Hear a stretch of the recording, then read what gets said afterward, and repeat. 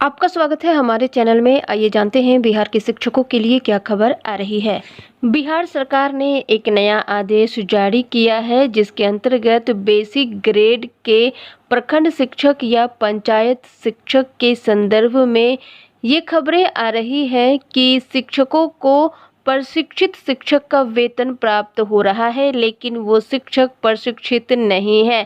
शिक्षकों को फिर से प्रशिक्षित होने का प्रमाण देना पड़ेगा। वैसे शिक्षक जो बीएड प्रशिक्षित रहते हुए भी बेसिक ग्रेड के शिक्षक पद के लिए अप्रशिक्षित अभ्यर्थी के रूप में आवेदन दे दिए हैं तथा अप्रशिक्षित शिक्षक के रूप में चयन के पश्चात बीएड के आधार पर प्रशिक्षित शिक्षक का वेतन प्राप्त कर रहे हैं, वे प्रशिक्षित श्रेणी के बेसिक ग्रेड के शिक्षक के रूप में नहीं आते हैं जब तक कि उन्होंने 6 माह का संवर्धन प्रशिक्षण कोर्स जो विभाग के द्वारा संचालित होता है प्राप्त नहीं कर लिया है। शिक्षा विभाग ने इस संबंध में आदेश जारी करते हुए कहा है कि बेसिक ग्रेड के प्रखंड शिक्षक या पंचायत शिक्षक के संदर्भ में ये खबरें आ रही है कि बहुत से बेसिक ग्रेड के पंचायत शिक्षक या प्रखंड शिक्षक अप्रशिक्षित होते हुए भी प्रशिक्षण का वेतन प्राप्त कर रहे हैं। अप्रशिक्षित कोटि के वैसे शिक्षक जिन्होंने शिक्षक पद पर कार्यरत रहते हुए बीएड की योग्यता प्राप्त किया हो या वैसे शिक्षक जो बीएड प्रशिक्षित रहते हुए बेसिक ग्रेड के शिक्षक पद के लिए अप्रशिक्षित अभ्यर्थी के रूप में आवेदन दिया हो तथा अप्रशिक्षित शिक्षक के रूप में चयन के पश्चात बीएड के आधार पर प्रशिक्षित शिक्षक का वेतन प्राप्त कर रहे हैं, वे प्रशिक्षित श्रेणी के बेसिक ग्रेड के शिक्षक के रूप में नहीं आते हैं जब तक कि वे 6 माह का संवर्धन प्रशिक्षण कोर्स जो विभाग के द्वारा संचालित होता है प्राप्त नहीं कर लेते हैं। इसलिए सभी प्रखंड शिक्षक पदाधिकारी को निर्देश दिया जाता है कि अपने अपने प्रखंड के सभी शिक्षकों का प्रतिवेदन प्रपत्र दिनांक 19 जून तक जमा करें जिसमें शिक्षकों की सभी जानकारियां उपलब्ध हों, जैसे कि नियोजन इकाई का नाम, शिक्षकों का नाम, इसके अलावा नियोजन इकाई का पत्रांक और दिनांक, नियोजन का चरण, प्रथम चरण में बहाली हुई है या फिर द्वितीय चरण में बहाली हुई है या फिर तृतीय चरण में बहाली हुई है आपकी। इसके अलावा प्रथम पदस्थापन के विद्यालय का नाम एवं योगदान की तिथि, वर्तमान पदस्थापन के विद्यालय का नाम भी मांगा जा रहा है। इसके अलावा प्रशिक्षण का वर्ष आपको बताना है, प्रशिक्षण किस विभाग के द्वारा आपने किया है, बीएड किया है या फिर विभाग के द्वारा प्रशिक्षण किया है, ये जानकारी भी आपको देनी है। प्रशिक्षण संस्थान का नाम आपको बताना है।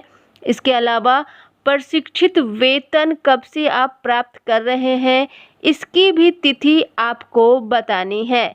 यदि आपका नियोजन जिला अपीलीय प्राधिकार के द्वारा हुआ है तो आपको बताना है, या फिर राज्य अपीलीय प्राधिकार या फिर माननीय प्राधिकार या फिर विभागीय आदेश से हुआ है तो उसका अपील संख्या, वर्ष, आदेश ज्ञापांक, CWJC MJC नंबर एवं वर्ष भी आपको बताना है। इतनी सारी जानकारियां एक बार फिर बिहार सरकार को आपको देनी है और बताना है कि आपने प्रशिक्षण किस वर्ष प्राप्त किया है, क्या आपने 6 माह का संवर्धन कोर्स किया है या फिर नहीं किया है। आपको संवर्धन कोर्स वही करना है जो बिहार सरकार के द्वारा कराया जा रहा था। यदि आपने 6 माह का संवर्धन प्रशिक्षण कोर्स नहीं किया है अब तक तो आप बेसिक ग्रेड के प्रशिक्षित शिक्षक नहीं हैं। इस संबंध में शिक्षा विभाग ने पत्र जारी कर दिया है। फिलहाल ये पत्र कार्य जिला शिक्षा पदाधिकारी भागलपुर से जारी हुआ है जिसमें कि ये सारी जानकारियां मांगी जा रही है, पर ये नियम बिहार के सभी शिक्षकों पर लागू होगा। बेसिक ग्रेड के वैसे शिक्षक जिन्होंने बीएड किया है सभी शिक्षकों को 6 माह का संवर्धन प्रशिक्षण कोर्स करना अनिवार्य है। ये कोर्स बेसिक ग्रेड के उन शिक्षकों के लिए है जिन्होंने बीएड किया है, बीएड प्रशिक्षित हैं, सभी शिक्षकों को ये कोर्स करना अनिवार्य है, तभी उस शिक्षक को प्रशिक्षित शिक्षक का वेतन मिलेगा।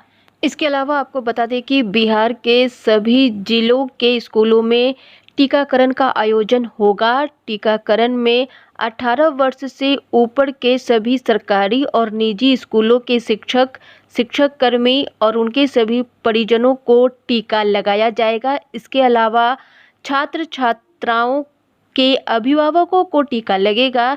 इसको लेकर शिक्षा विभाग के अपर मुख्य सचिव संजय कुमार और स्वास्थ्य विभाग के अपर मुख्य सचिव प्रत्यय अमृत ने संयुक्त रूप से सभी डीएम, सभी सिविल सर्जन और सभी जिला शिक्षा पदाधिकारियों को लक्षित लाभार्थियों के 100% टीकाकरण कराने का आदेश जारी किया है।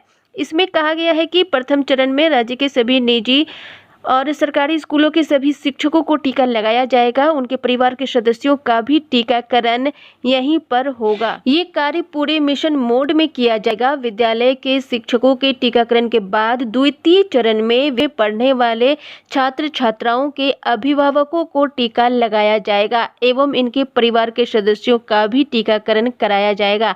इसके लिए विद्यालय टीकाकरण के इच्छुक छात्र छात्राओं के अभिभावकों को सूचीबद्ध किया जाएगा। प्रभारी चिकित्सा पदाधिकारी एवं प्रखंड शिक्षा पदाधिकारी द्वारा विद्यालयों में इच्छुक लाभार्थियों की संख्या को ध्यान में रखते हुए चयनित विद्यालयों में टीकाशाला का आयोजन कर अधिक से अधिक अभिभावकों को टीकाकृत करना सुनिश्चित किया जाएगा। सभी डीएम को आदेश दे दिया गया है और टीकाशाला के लिए सत्रों की कार्य योजना तैयार कर प्रत्येक प्रखंड में प्रतिदिन 3 से 4 विद्यालयों में टीकाकरण सत्र का आयोजन किया जाएगा। 3 माह के अंदर जिले के सभी विद्यालयों में कोविड-19 टीकाकरण सत्र का आयोजन कर संबंधित लाभार्थियों को आच्छादन सुनिश्चित किया जाएगा, अर्थात सभी छात्रों के अभिभावकों को टीका लगाया जाएगा। प्रति सत्र स्थल पर प्रतिदिन न्यूनतम 300 लाभार्थियों के टीकाकरण का लक्ष्य निर्धारित किया गया है।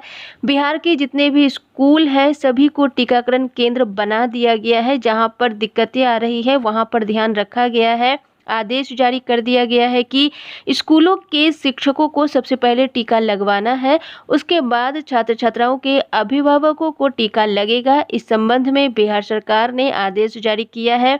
जहां जहां पर विद्यालयों में टीकाकरण स्थल बनाया गया है वहां पर सभी शिक्षक जाकर के टीका ले लें। बिहार सरकार ने ये आदेश जारी कर दिया है। आज की खबरों में बस इतना ही। शिक्षक संबंधी सभी प्रकार की खबरों के लिए चैनल को सब्सक्राइब करें। अगर आपको ये वीडियो पसंद आया है तो वीडियो को लाइक एवं शेयर करें। वीडियो देखने के लिए बहुत बहुत धन्यवाद।